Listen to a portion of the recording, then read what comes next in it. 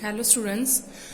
Today we will start our next chapter, that is chapter 7th, unit 7th, that is the properties of bulk matter. Clear?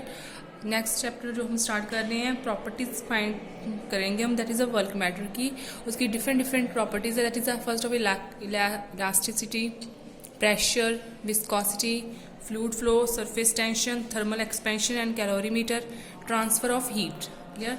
तो ये सारी terms हम इस chapter में पढ़ेंगे. First of all हम करेंगे फर्स्ट हमारा चैप्टर जो है इसमें यूनिट 7th का elasticity. First of all that is the elasticity. Clear? अब देखो इलास्टिसिटी क्या होती है. It the property of matter by virtue of which it regain its original shape and size when the deforming force have been removed is called elasticity. क्या होती है ये property कि अगर हम किसी पर फोर्स लगा रहे हैं, किसी ऑब्जेक्ट पर, किसी भी बॉडी पर फोर्स लगा रहे हैं, after the removal of force अगर वो जो बॉडी है वो अपनी ओरिजिनल जो शेप है उसका और साइज रीगेन कर लेती है, अपनी ओरिजिनल शेप और साइज में आ जाती है, तो उस प्रॉपर्टी को हम बोलते हैं इलास्टिसिटी. जैसे रबड़ है, एग्जांपल है रबड़ की. ठीक है, रबड़ को आप स्ट्रेच करते हो या कंप्रेस करते हो, तो आफ्टर रिमूविंग द फोर्स जो आपकी रबड़ है वो अपनी ओरिजिनल पोजीशन में आ जाती है. तो इसी प्रॉपर्टी को हम बोलते हैं इलास्टिसिटी. और बॉडी को, that is a body that returns to its original shape and size on the removal of deforming force is called elastic body. और उस बॉडी को हम क्या बोलते हैं? Elastic body. डिफॉर्मिंग फोर्स कौन सी हो गई कि अगर हमने वो फोर्स लगाई उस पर बॉडी पर और रिमूव करने के बाद, तो उस फोर्स को रिमूव करने के बाद तो वो अपनी ओरिजिनल शेप और साइज में वापस आ जाती है, तो उसी फोर्स को हम डिफॉर्मिंग फोर्स बोलते हैं. तो ये तो होगी आपकी इलास्टिसिटी प्रॉपर्टी, और उस बॉडी को क्या बोलेंगे? Elastic body. और नेक्स्ट है आपकी that is a plastic body. Plastic body इसका रिवर्स है, a body that does not return to its original shape और साइज. वो वाली बॉडी जो अपनी ओरिजिनल शेप और साइज में ना आकर किसी और ही डिफॉर्म हो जाए, मतलब डिफॉर्म हो जाए, उसमें कोई डिफेक्ट पड़ जाए जब हम उस पर फोर्स लगा रहे हैं कोई भी, तो उस बॉडी को हम क्या बोलेंगे?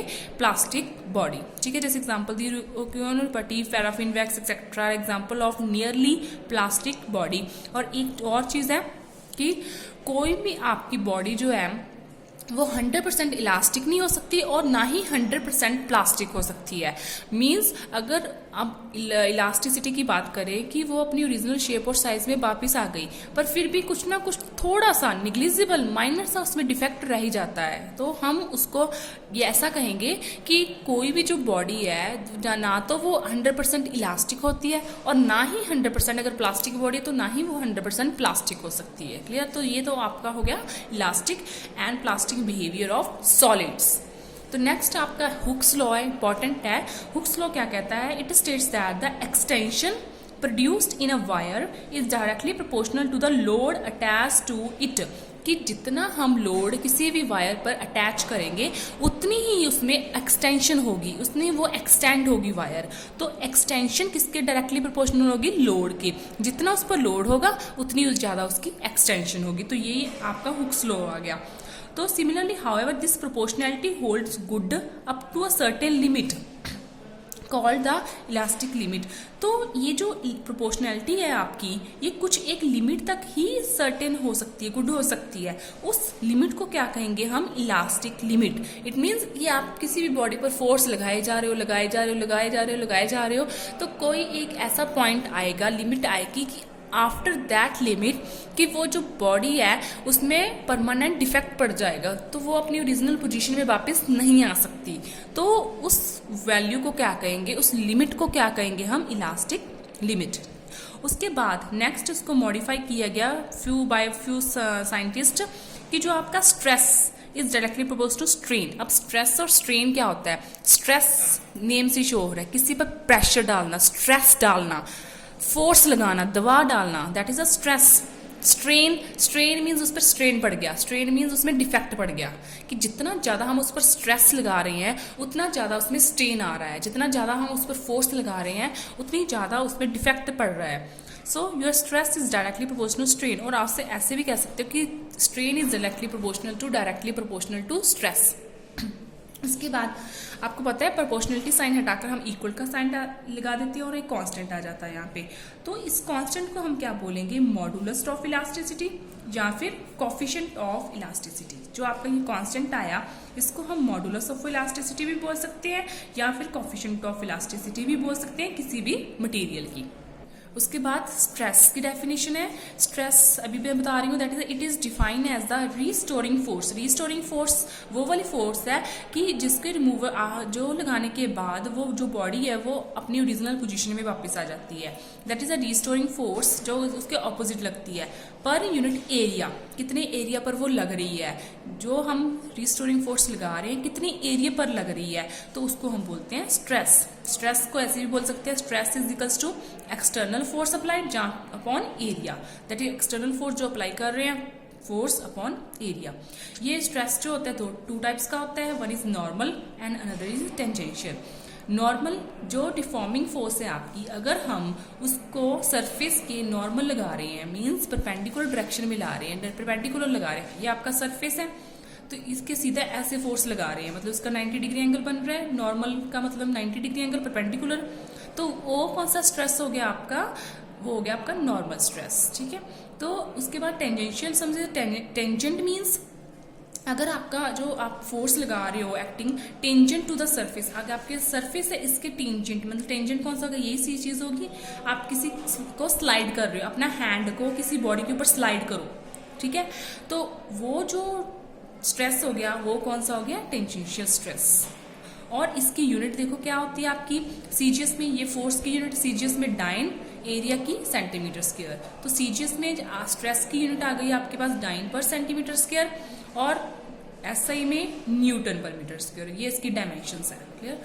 उसके बाद नेक्स्ट स्ट्रेन आ जाता है। Strain the ratio of change in dimension of the body to its original dimension is called strain. Strain अभी मैं बता के चुकी हूँ कि उसमें डिफेक्ट कितना पड़ रहा है, तो वो कैसे कैलकुलेट करते हैं कि कितना उसमें चेंज आया डायमेंशंस में अपॉन उसका original dimension. There are three types of strain, longitudinal, volumetric and shear strain. Longitudinal means length wise change आना, length wise, that is change in length upon original length. Volumetric means volume में, पूरे के पूरे volume में change आना, change in volume upon original volume, that delta V upon V dash. उसके बाद shear strain means किसी एंगल के थ्रू उसमें चेंज आ जाना, क्लियर। जैसे कि शियर स्ट्रेन समझो, जैसे कि ये आपको क्यूबिकल बॉडी दी हुई है, इसके ऊपर ये देखो एस मीन्स स्ट्रेस पड़ रहा है इस तरह, टेंजेंशियल स्ट्रेस पड़ रहा है इस पे, सरफेस के ऊपर ऐसे इसको स्लाइड कर रहा है, क्लियर। तो ये इस तरह स्लाइड हो जाएगा, इस तरह डिफॉर्म हो जाएगा, कुछ बेंट हो जाएगा। तो पहले ये उसका ओरिजिनल था, अब ये थोड़ा सा एंगल में टिल्ट हो गया, तो ये थीटा एंगल के थ्रू ये इस तरफ टिल्ट हो गया जब हम इस पर टेंजेंशियल स्ट्रेस लगा रहे हैं, इस तरह सरफेस के टेंजेंट के थ्रू, क्लियर। नॉर्मल तो इस तरह हो जाएगा, ये टेंजेंट के थ्रू लगा रहे हैं, उसके ऊपर ऐसे स्लाइड कर रही हैं, तो वो आपका क्या हो गया, आपका शियर स्ट्रेन आ गया। इसमें क्या कितना एंगल आ गया, शियर स्ट्रेन आ गया इसमें, इसको क्या बोलेंगे, शियर स्ट्रेन। उसके बाद नेक्स्ट है आपका young modulus. Young modulus means, अब इसमें क्या है देखो वाई, इसको वाई से डिनोट करते हैं Young modulus. It is defined as a ratio of normal stress to the longitudinal strain. कि अगर हम किसी के भी ऊपर नॉर्मल स्ट्रेस लगा रहे हैं तो उसमें जो स्ट्रेन आएगा वो कौन सा होगा, लॉन्गिट्यूडनल। ये तो कॉमन सेंस है कि अगर हम किसी पर इस तरह हम उसको प्रेस कर रहे हैं या खींच रहे हैं, उसके परपेंडिकुलर उसको अपनी तरफ पुल कर रहे हैं, तो उसमें कौन सा स्ट्रेन आएगा, लॉन्गिट्यूडनल, उसकी लेंथ में चेंज आएगा। जैसे यहाँ पर देखो ये इसको हमने नीचे की तरफ फोर्स लगाई हुई, नीचे की तरफ फोर्स लगाई है, इसके सरफेस के परपेंडिकुलर ही हो गया ना ये भी, तो ये नीचे की तरफ क्या हो जाएगा, एक्सटेंड हो जाएगी हमारे पास। तो हम इस पर जो स्ट्रेस लगा रहे हैं वो नॉर्मली कितना, फोर्स अपॉन एरिया, तो चेंज किस में आ रहा है, लेंथ में, तो उसमें लॉन्गिट्यूडनल स्ट्रेन आ रहा है हमारा, दैट इज आपकी चेंज इन लेंथ। मान लो चेंज इन लेंथ कितना आया, L, small L, upon original length कितनी थी उसकी, capital L, so L upon del L, sorry L. So Y की वैल्यू में फिल कर दिया हमने, that is a normal stress divided by the longitudinal strain. Normal stress आ गया आपका force upon area and longitudinal strain आ गया आपका एल अपॉन कैपिटल एल। तो आफ्टर कैलकुलेशन इसकी वैल्यू क्या आ जाएगी आपके पास, ये चीज आ जाएगी। उसके बाद उसने क्या कहा हुआ है, जैसे इस वायर का जो क्रॉस सेक्शनल एरिया जिस पर हम फोर्स लगा रहे हैं जो वो वाला एरिया जिस पर हम फोर्स लगा रहे हैं वो कौन सा है आपका, सर्कुलर है क्रॉस सेक्शन। तो सर्कल का एरिया कितना होता है, पाई आर स्क्वायर, वो हमने फिल कर दिया इसमें। उसके बाद नेक्स्ट क्या है, यूनिट ऑफ यंग मॉडुलस की क्या होती है, पास्कल, बिल्कुल इक्वल टू है हमारे पास प्रेशर के इक्वल है। और normal per metre square in SI and dyne per centimetre square in CJ, जैसे ऑलरेडी हम कर चुके हैं। स्ट्रेस की और यंग मॉडुलस की यूनिट्स क्या होती हैं, क्लियर, क्योंकि स्ट्रेन की तो कोई यूनिट ही नहीं होती, क्योंकि स्ट्रेन तो वही चीज होगी, लेंथ अपॉन लेंथ हो गया, तो लेंथ से लेंथ की यूनिट कट जाएगी, तो वो तो यूनिट लेस हो गया। सो जो Y है मीन्स यंग मॉडुलस है कि यूनिट किसके इक्वल आ जाएगी, आपके स्ट्रेस की यूनिट के इक्वल आ जाएगी, ठीक है। उसके बाद नेक्स्ट आ जाता है आपका बल्क मॉडुलस। बल्क मॉडुलस इसको K से डिनोट करते हैं। ये किसके इक्वल है, normal stress to the volumetric strain, कि अगर हम किसी की बॉडी का, जैसे यहाँ पर दिखाई हुई है, इस पर हम नॉर्मल सरफेस के नॉर्मल हम स्ट्रेस लगा रहे हैं, तो उसका वॉल्यूम के पूरे हम नॉर्मल पर लगा रहे हैं, तो उसका वॉल्यूम क्या हो रहा है, चेंज हो रहा है, क्लियर। वो डिपेंड करता है कि फोर्स किस तरह लगा रहे हैं। तो यहाँ पे जो वॉल्यूम है वो क्या हो रहा है, डिक्रीज हो रहा है, clear. So that's why normal stress कितना लग रहा है, force upon area. Change in volume del V by B, change in volume upon original volume, कितना चेंज आया वॉल्यूम में, इतना चेंज आया, दैट इज डेल V। और अपॉन ओरिजिनल वॉल्यूम कितना था पहले जो था, दैट इज कैपिटल V।